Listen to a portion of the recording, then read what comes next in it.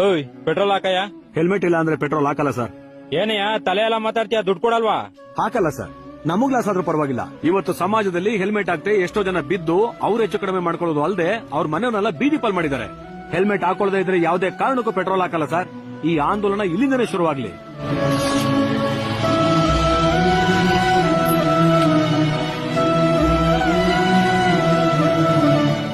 ನಿಮ್ ಮಾತ್ ಕೇಳಿ ತುಂಬಾ ಖುಷಿ ಆಯ್ತು ಸರ್.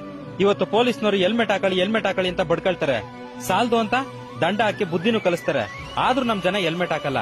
ಆದ್ರೆ ನೀವು ತಗೊಂಡಿದ್ರಲ್ಲ ಈ ನಿರ್ಧಾರ, ಇದೇ ತರ ಎಲ್ಲಾ ಪೆಟ್ರೋಲ್ ಬಂಕ್ ಅವರು ತಗೊಂಡ್ರೆ ನಮ್ ಜನ ಖಂಡಿತವಾಗಿ ಹೆಲ್ಮೆಟ್ ಹಾಕ್ತಾರೆ ಸರ್.